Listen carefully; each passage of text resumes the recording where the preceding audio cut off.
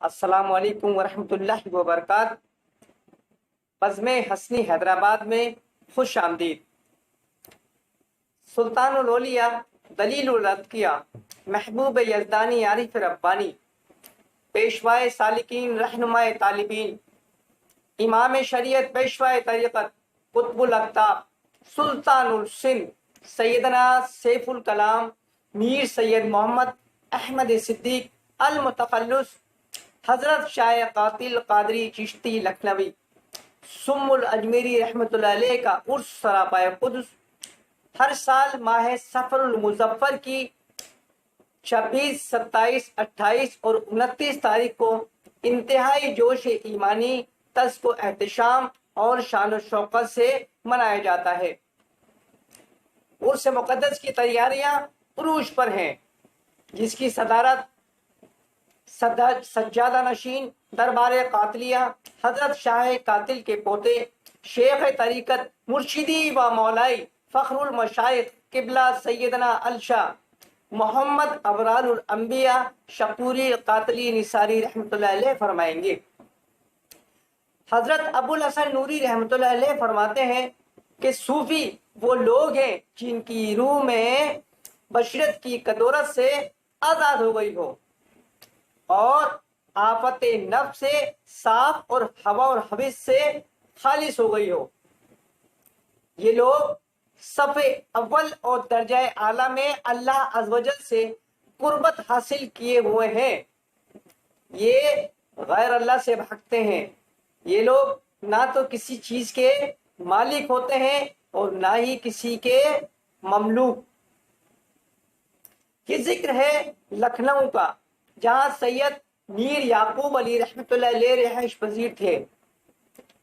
اللہ عز و جل کی رحمتوں کے طفیل 14 جنوری 1885 کو آپ کے یہاں اولاد نرینہ کی ولادت ہوئی، جس کا نام محمد احمد صدیق رکھا گیا، اور یہ بچہ اپنے وقت کے نامور عالم، فاضل اور صوفی بزرگ ہوئے۔ آپ کی کنیت ابو القاسم تخلص قاتل خطاب ادبی سیف الکلام تھا۔ آپ حسنی و حسینی تھے اور مسلک کے امام ابو حنیفہ کی پیروی فرماتے تھے۔ دیکھنے میں آیا ہے کہ اللہ تعالیٰ کے نیک بندوں کی نشانیاں بچپن سے ہی ظاہر ہونے لگتی ہیں۔ آپ کی والدہ ماجدہ فرماتی ہیں کہ بچے کی ولادت سے قبل میں عجیب و غریب حالت سے دوچار ہوتی رہی، اور میں محسوس کرتی تھی کہ میرے شکم میں کوئی غیر معمولی ہستی پرورش پا رہی ہے۔ شیر خوارگی میں والدہ ماجدہ نے ہمیشہ آپ کو باوضو ہو کر دودھ پلایا۔ بچپن میں اپنے ہمجولیوں کے ساتھ کھیلتے ہوئے اکثر آپ پر سکوت طاری ہو جاتا اور آپ علم تفکر کی گہرائیوں میں ڈوب کر عالم مافیہ سے بے خبر ہو جاتے۔ آپ نے ابتدائی تعلیم لکھنؤ میں حاصل کی۔ بعد ازاں آپ کے والد محترم نے لکھنؤ کی رہائش ترک کر کے اجمیر شریف میں قیام کیا۔ یوں آپ نے حصول تعلیم کا دوبارہ آغاز کیا۔ راجپوتانہ میں آپ کے والد سید میر یعقوب علی کے ایک دوست ڈاکٹر ولایت حسین رہائش پذیر تھے۔ ڈاکٹر صاحب اولاد کی نعمت سے محروم تھے۔ ڈاکٹر ولایت حسین نے آپ کے والد سے درخواست کی کہ میں اولاد کی نعمت سے محروم ہوں۔ اللہ رب العزت کا عطا کردہ سب کچھ میرے پاس ہے، بس آپ میری درخواست قبول فرمائیے اور اس بچے کو میری سرپرستی میں دے دیں۔ ڈاکٹر ولایت حسین نے آپ کی تعلیم و تربیت پر خصوصی توجہ فرمائی۔ ابتدائی طور پر انگریزی اور ڈاکٹری کی تعلیم خود بھی، بعد ازاں آپ کو بغرض تکمیل علوم بیرون ہند روانہ کر دیا، جہاں پہلے آپ مصر تشریف لے گئے اور دنیا اسلام کی عظیم درسگاہ جامعۃ الازہر سے علوم دینیہ پر دسترس حاصل کی اور سند حاصل کر کے یورپ روانہ ہو گئے۔ یورپ میں ڈاکٹری کی تعلیم مکمل کر کے عرصہ دراز بعد وطن عظیم میں سفر ہوئے، یوں ان تمام مصارف کی سعادت ڈاکٹر ولایت حسین کو عطا ہوئی۔ حضرت قبلہ شاہ قاتل رحمت اللہ علیہ تمام علوم و فنون سے فارغ ہو کر درس و تدریس باقاعدگی سے دیا کرتے تھے۔ آپ کے درس میں ایک طالب علم ایسے بھی تھے کہ جن کو سبق یاد ہی نہیں ہوتا تھا۔ آپ انہیں اکثر تلقین و تنبیہ فرماتے رہتے، مگر وہ پڑھ کر ہی نہیں دے رہے تھے۔ ایک دن ایک پریشان حال شخص آپ کی خدمت میں حاضر ہوا اور آپ سے درخواست کی کہ یا سیدی، مجھے فوجی عدالت نے ناکردہ گناہ کی سزا سنائی ہے اور اب اس پر عمل درآمد ہونا ہے، آپ میرے حق میں دعا فرمائیے۔ اس سے قبل کہ آپ دعا کے لیے ہاتھ بلند فرماتے، وہی طالب علم جو پڑھائی میں ناقص تھے فوراً بول اٹھے، جاؤ، تم کو قید نہیں ہوگی، نہیں ہوگی، نہیں ہوگی، نہیں ہوگی۔ حضرت شاہ قاتل نے یہ سن کر سکوت فرمایا اور پریشان حال شخص واپس چلا گیا۔ پھر ایسا ہی ہوا اور وہ شخص باعزت بری کر دیا گیا۔ اس واقعے کے بعد آپ نے طالب علم سے پوچھا کہ یہ بتاؤ کہ تم نے اتنے وثوق سے اس شخص کی رہائی کے متعلق کیسے کہا کہ وہ رہا ہو جائے گا؟ وہ طالب علم پس و پیش کرنے لگا، لیکن آپ کے مسلسل اصرار پر مجبور ہو گیا اور ایک کمبل آپ کے اوپر اس طرح ڈال دیا کہ باہر کی روشنی کا راستہ بالکل بند ہو گیا۔ قبلہ عالم حضرت شاہ قاتل رحمت اللہ علیہ فرماتے ہیں کہ کمبل کے ڈالتے ہی مجھے کچھ بیداری اور کچھ غنودگی محسوس ہوئی۔ کیا دیکھتا ہوں کہ ایک نہایت ہی عظیم الشان، پر شکوہ، پر رونق، پر ہیبت اور جاہ و جلال سے بھرپور عالی شان دربار لگا ہوا ہے۔ ایک نہایت خوبصورت تخت پر ایک ایسی نورانی شخصیت جلوہ افروز ہے کہ جن پر نگاہ کا ٹھہرنا محال ہے۔ اس تخت کے دائیں بائیں متعدد بزرگ حضرات سگ برق لباس پہنے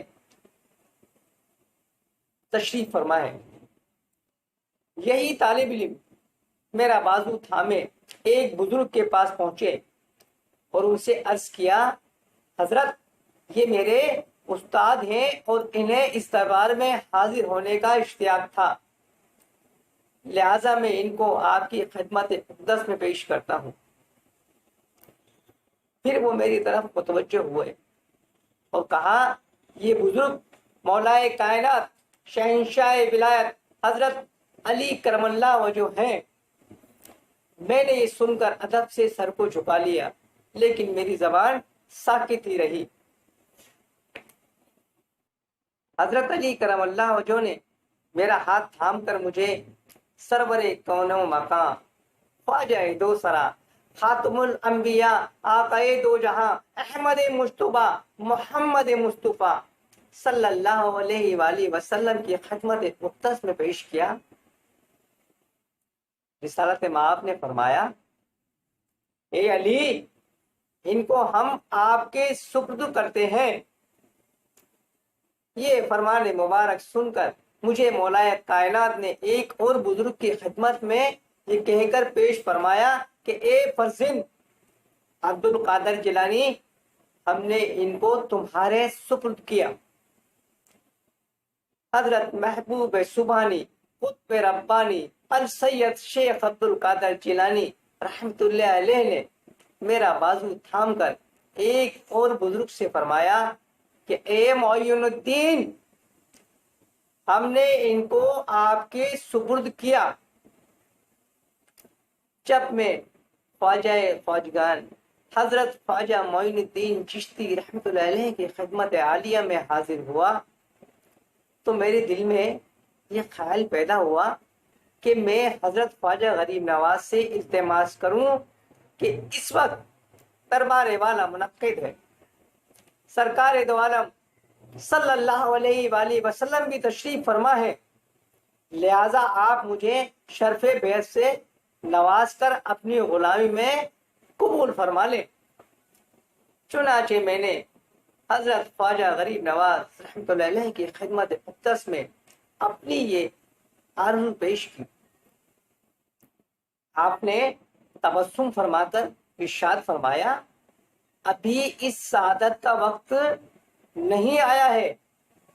یہ کہہ کر آپ مجھے اپنے دربار مقدس سے متصل ایک خیمے کے نزدیک آئے اور خیمے کا پردہ اٹھا کر مجھ سے فرمایا کہ دیکھو، تمہارے شیخ طریقت یہ ہیں۔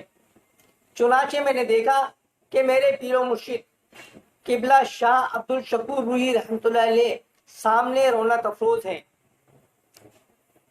میں نے حضرت خواجہ غریب نواز رحمۃ اللہ علیہ کی خدمت عالیہ میں عرض کیا کہ میں ان بزرگ سے ابھی بیعت ہو جاؤں؟ نہیں، ابھی نہیں، ابھی تو ان کے صاحبی مجاز ہونے میں وقت باقی ہے۔ جب یہ مسند طریقت پر بیٹھیں گے اس وقت بیعت کر لینا، اور فرمایا تم بھی صاحب مجاز ہوگے۔ اس کے بعد مجھے دوبارہ رسالت میں آپ صلی اللہ علیہ وآلہ وسلم کی خدمت مقدس میں پیش کیا۔ آپ صلی اللہ علیہ وآلہ وسلم نے اپنے دستے مبارک سے دو تلواریں، جن میں سے ایک کا رنگ سبز اور دوسری کا سرخ تھا، مجھے عطا فرمائی اور رخصت کیا۔ رخصت ہونے سے پیشتر حضرت خواجہ غریب نواز رحمۃ اللہ علیہ نے فرمایا کہ رسالت مآب صلی اللہ علیہ وآلہ وسلم نے تم کو میرے سپرد فرمایا ہے، لہذا ہمارا فیض روحانی تم کو حاصل ہوتا رہے گا، کیونکہ عقلی میں ہند ہماری نگرانی میں ہے۔ ہم نے تمہیں تمہارے شیخ کی زیارت کرا دی، مشیت یزدی یہی ہے کہ تم ان سے بیعت ہوگے اور امانت فقر و درویشی تمہیں انہی سے پوچھے گی۔ میں اتنا ہی نظارہ کر پایا تھا کہ اس طالب علم نے میرے اوپر سے کمبل ہٹا لیا اور میں حواس خمسہ کے ساتھ بیدار ہو گیا۔ میں نے اس شخص سے دریافت کیا کہ یہ بتاؤ کہ آپ دراصل کون ہو؟ اس شخص نے بتایا کہ میں درجہ قطب پر فائز ہوں۔ میں نے کہا کہ تم کیسے قطب ہو کہ تمہیں قرآن مجید پڑھنا نہیں آتا؟ تو انہوں نے جواب دیا کہ میں نہ صرف حافظ قرآن ہوں بلکہ تمام علوم دینیہ پر دسترس رکھتا ہوں۔ بتائیے کون سی سورت یا آیت تلاوت کر کے سناؤں؟ میرا آپ کے درس میں شرکت کرنا محض منشاء ایزدی تھا۔ مجھے حکم دیا گیا تھا کہ اس طرح میں آپ کو دربار رسول اللہ صلی اللہ علیہ وآلہ وسلم میں پہنچا کر شرف باریابی سے شادکام کرا دوں، اور اگر آپ چاہیں تو بارگاہ رسالت سے براہ راست اقتباس سے فیض حاصل کر سکتے ہیں۔ مجھے بحق ربانی جو خدمت تفویض کی گئی تھی میں نے اس کو پورا کر دیا، اب میرا کام ختم ہوا، لہذا اب میں آپ سے درخواست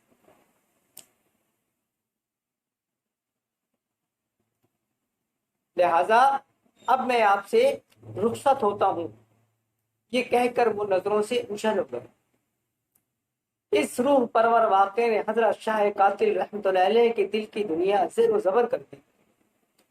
آپ کا خیالات میں عطایت خالق کائنات اور عشق محمدی صلی اللہ علیہ وآلہ وسلم کی آگ روشن سے روشن تر ہو گئی، اور اس نے دبی ہوئی آتش شوق کو فضو تر کر دیا۔ اس واقعے سے یہ بھی پتہ چلتا ہے کہ حضرت شاہ قاتل رحمۃ اللہ علیہ ہم سب کے پیارے آقا والدعا کے چہرے واللیل کی زلفوں والے شافع محشر انبیاء کے سردار سرور کائنات احمد مصطفیٰ محمد مصطفیٰ صلی اللہ علیہ وآلہ وسلم کی بارگاہ اعلیٰ میں کس درجے مقبول تھے؟ ویڈیو کی طوالت کے باعث حضرت شاہ قاتل کے متعلق مزید معلومات اگلی ویڈیو میں پیش کی جائیں گی۔ تب تک کے لیے اجازت عطا فرمائیے۔ فی امان اللہ۔